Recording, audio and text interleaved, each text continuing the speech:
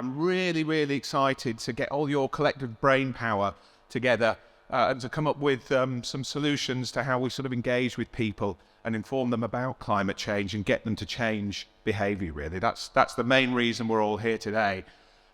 So what I wanted to do is probably going to be really depressing, this next bit, unfortunately. So prepare yourselves for 20 minutes of complete depression, and then hopefully we can pick up by coming up with more solutions about it. But really, what I wanted to talk about now is the impacts of climate change, just to reinforce why this topic is such an important thing that we all need to sort of address collectively as a human race, just to really reinforce why it's so important for us to come up with solutions in getting people to change their behaviour. There is going to be climate change coming. It's already happening. Climate scientists are already saying we're above 1 degree warming across the whole planet.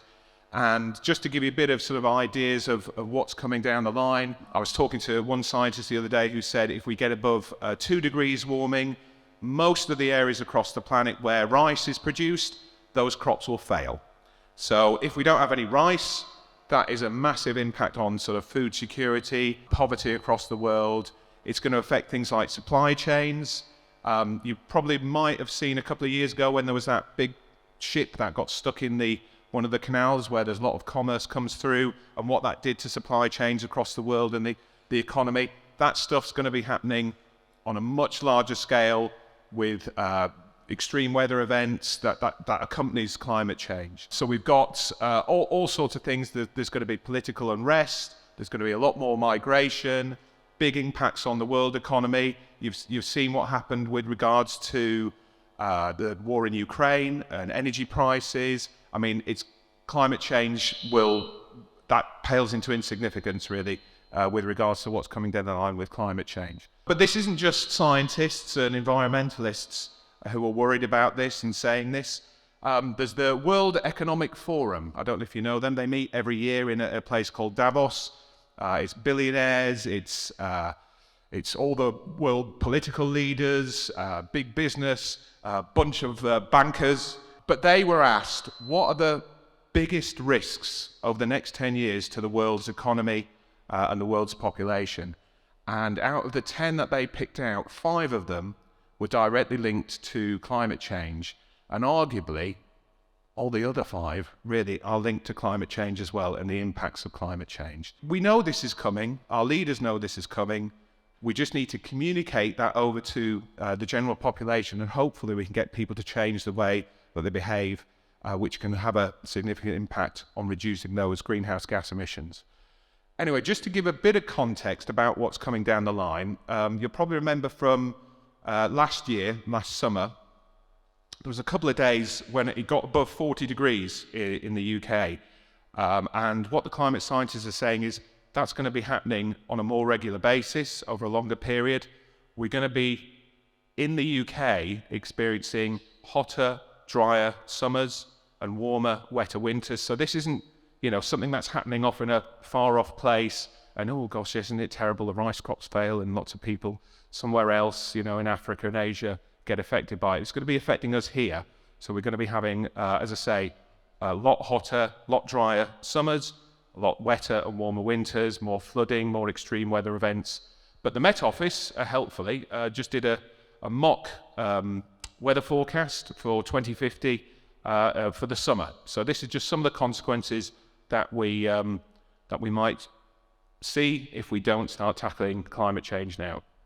This next bit here, this graph, a part of the research pack that we gave to you outlines that Greater Manchester as an area has set a target of becoming carbon neutral by 2038.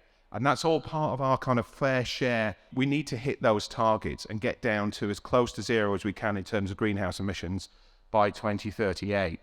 Now, that's not just a case of just carrying on as we are to 2038 and then hopefully hitting zero with some magical sort of solution. There's actually a carbon budget involved. So you can kind of see how that graph sort of sweeps down there. And that blue area is kind of our safe amount of carbon emissions, greenhouse gas emissions, that we can put into the atmosphere as a whole community. So that's businesses, residents, the emissions from travel, that kind of stuff. So this is what the Tyndall Centre, who are from Manchester University, world leaders in estimating sort of climate change and carbon budgets. And this next bit is just to show you how we're actually doing with regards to that. And it takes us up to about 2020. So it takes a little bit of the pandemic into account as well. And we macabrely refer to this as the graph of doom. That's how we're doing at the moment. We're massively over budget. The steepness of the curve started sort of 2019, 2020, started to match the amount that we need to reduce, but that was lockdown. So we can't really have lockdowns between now and 2038, can we really, in order to stay within that budget? We're still massively over the amounts that are going on. And in the round sort of pie chart there, the blue bit is what we should be doing. And by 2030, we've used over half of our budget. And if we carry on at that rate as we are now, even with the decline that we've got going on, we'll have blown the whole budget in the next sort of 2 or 3 years. So if you think about that in terms of finances and budgets, you couldn't operate like that. So that's why it's really urgent to use all your collective brain power here today to help us at Stockport Council try and get across the messages to the residents and businesses across Stockport that we need to have really urgent change in the way that we behave.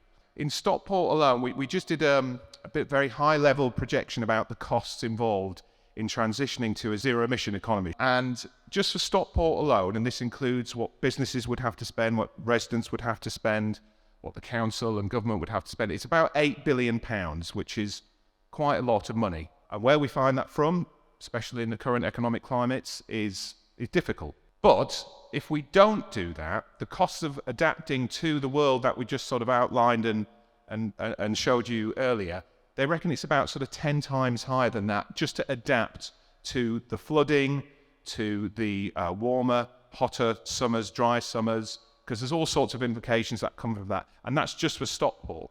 So really, it's just to say we'd better get on with mitigating our emissions and reducing them, because the costs of adapting to the changed planet due to climate change are scarily higher.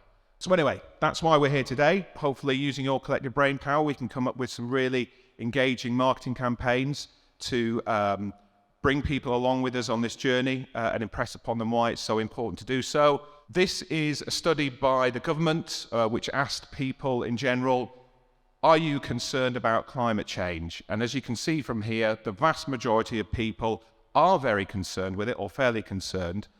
So there is a level of understanding out there that this is important and that people are concerned by it.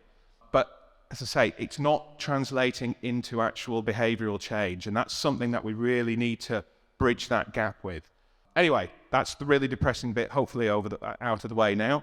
And will hopefully inspire you and cajole you along to come up with some really good ideas. But thanks very much for your time. And I'm really excited to hear what you've got to say and the concepts that you're going to come up with. So thank you very much for coming along today.